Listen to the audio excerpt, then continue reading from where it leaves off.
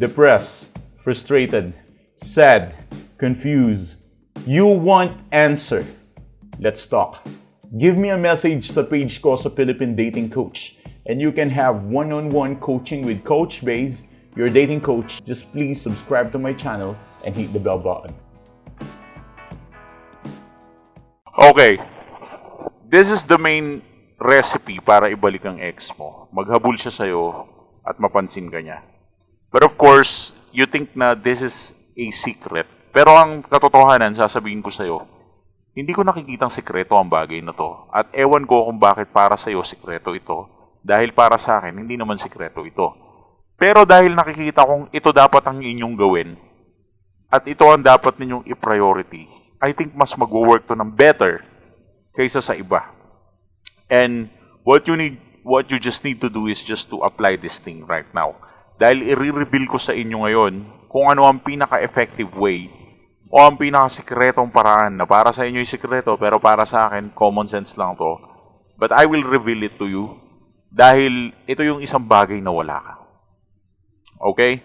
So we will talk about what is the main ingredients para dito. But first of all, mag-breakdown muna tayo. Bakit ba kasi nangyayari na kayo ang naghahabol at kayo ang nagpapapansin sa ex nyo? Simulan natin sa breakup. Nagsimula kasi ang breakup dahil sa possibly na 3 reasons.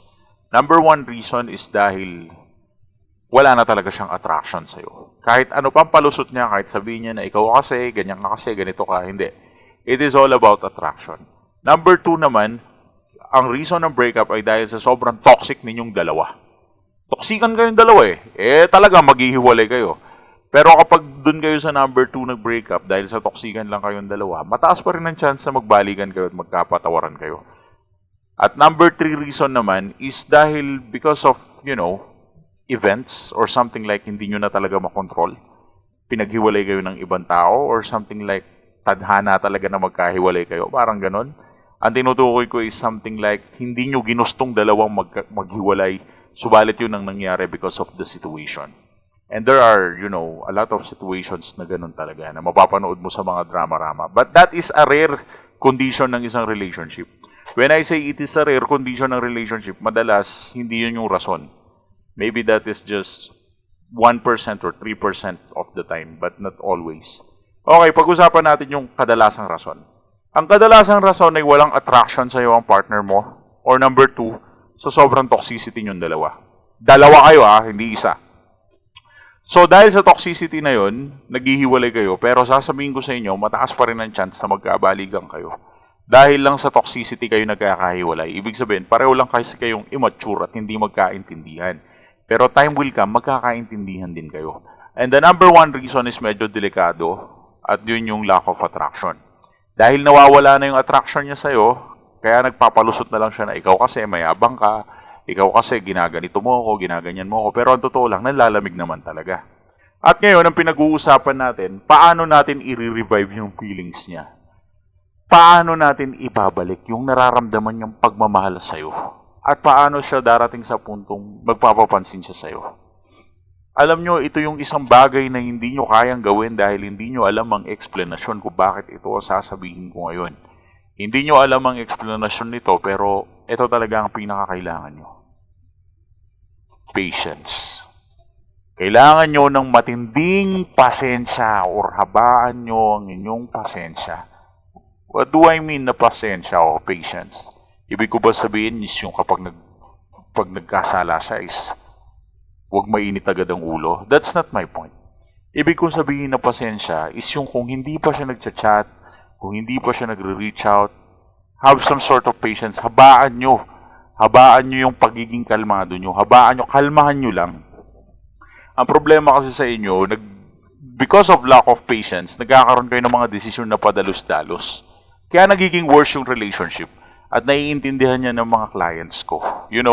Most of my clients, nag-break up na sila, sinisira nila yung relationship, call sila ng call, stalk sila ng stalk sa FB, takot na takot sila, baka bukas, meron ng partner to, nawawalan sila ng patience. Atat sila lagi. Lagi silang bakaw sa atensyon. Gusto nila yung ex nila, kanila lang, walang makarelasyon na iba, walang maging partner na iba, walang ganito. nawawala yung patience nila, nagkakaroon sila ng lack of patience, nawawala yung pasensya nila, nawawala yung haba ng pagiging kalmado nila. Kaya hindi sila nakakapag-isip ng matino.